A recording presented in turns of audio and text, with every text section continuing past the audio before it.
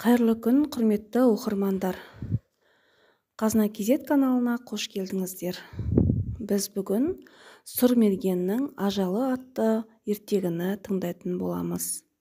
Ендеше құлақ түреміз. Бұрынғы заманда атақты бір мерген болыпты. Аты Сұр мерген екен. Сұр мерген аң қарап келе жатса, жолда екі жылан төбелесіп жатады. Жыланның бірі қарада, бірі ақ. Келіп қараса, қара жыланның түсі суық, өте ызғарлы екен. Мерген қара жыланды өлтіріп, ақ жыланға болысады.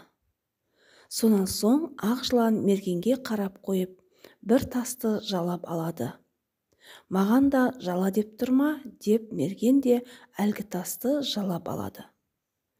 Жалап алған сағатында мерген жер бетіндегі барлық хайуанаттардың тілін түгел түсінетін болады.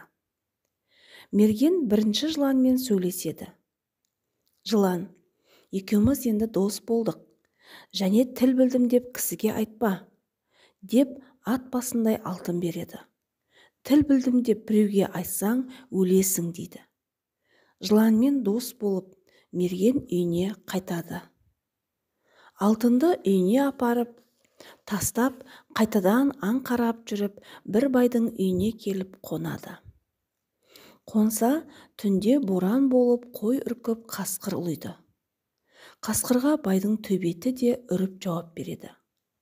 Олардың тілін қонақ түсініп отырады.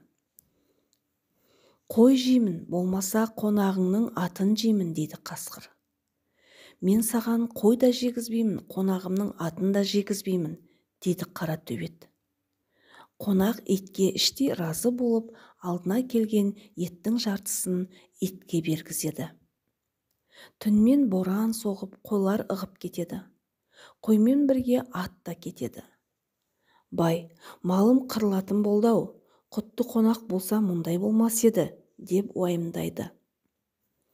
Бай, жылама, малың аман, ыққаны табылады, деп мерген шешініп алаңсыз ұйықтай береді.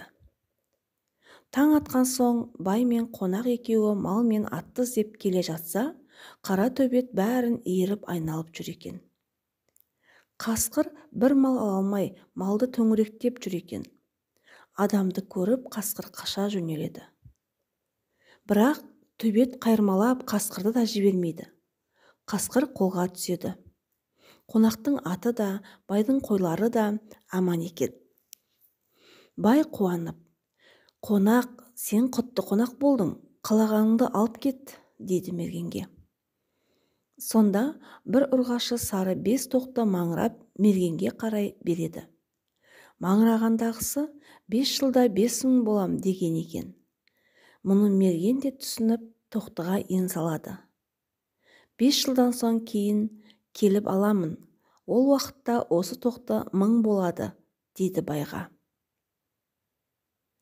5 жыл толғаннан кейін мерген байдың үйіне келіп уәделі қойымды бер десе, бай, қой беремін деп айтқан жоқпын, деп уәдесінен танады. Екеуі бір биге келіп жүгініп айтылған сөзді бастан аяқ баяндайды. Сонда қазы, қойыңды 2 айыр жолмен айда, мергеннің үйіне қарай жүрген қойды мерген алсын, өз үйіне қарай жүрген қойды сен ал, деп билік айтады. Бай бұл билікке көніп, қойды 2 айыр жолмен айдайды. Мерген жаққа қарап, сары бас тоқты бастап 1000 қой шығады. Мерген сол 1000 қойды алып үйіне қарай қайтады. Сұр мерген бір күні әйеліне еріп, әйелінің төркініне барады. Әйелге төркіні артынан тайы ерген буаз бие мінгізеді.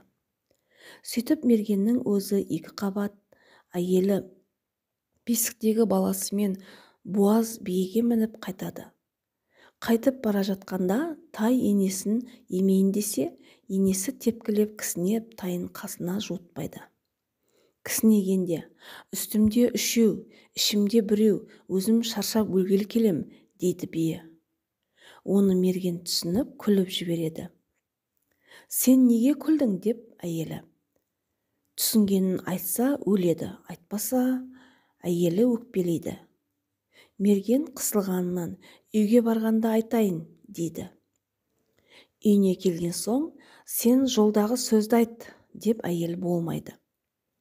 Мерген бір мал сойып, жұртын жиып жөнін айтпақ болады. Малын сойып, жұртын сыртқа шығарып, әйеліне айтайын деп отырғанда, үйге бір әтеш, бір шібей, 2 тауық кіреді. Шібей әтештің алдындағы бір бидайын алып жей бергенде, мен Сұрмерген емеспін қатынына сырын айтып өлгелі отырған, деп әтеш шібейін шоқып талап тастайды. Осыны естіген мерген әйеліне хайуанның тілін білетінін айтпай, бір ажалдан аман қалады. Тағы бір күні мерген аң қарап жүріп, бір тауешкіні атып алады. Атып алып, етін жеп отырғанда, құлағына бір дауыс келеді. Дауыс: жалғыз ешкімді атып алдың, жазаңды қасқыр берсін, дейді. Мерген оны тыңдамастан үйіне қайтады. Кешке таман жолда бір керуен қонып жатыр екен, мерген сол керуенмен бірге далаға қонады. Қонып отырғанда, түнде қасқыр ұлиды. Қасқыр ұлығанда, Сұрмергенді бүгін не қылсам да жеймін, дейді. Мерген керуеншілерге: не білдіңдер, дейді. Керуеншілер: ештеңе білгеніміз жоқ, дейді. Мерген: білмесеңдер, қасқыр мені жеймін деп тұр, дейді. Керуеншілер жер қазып Сұрмергенді жерге тығып, үстіне киіз төсеп жасырып тастайды. Қап бәлем, енді қайтер екенсің деп жатып, ертеңіне керуеншілер тұрса, қасқыр бір жағынан қазып келіп, мергенді жеп кеткен екен. Құрметті оқырмандар, бүгінгі ертегіміз осымен тәмамдалды. Сіздерге ертегі ұнаса, каналға тіркеліп пікір қалдырыңыздар. Келесі қызықты ертегіні жіберіп алмас үшін қоңырауды басып қойыңыздар. Сау сәлеметте болыңыздар.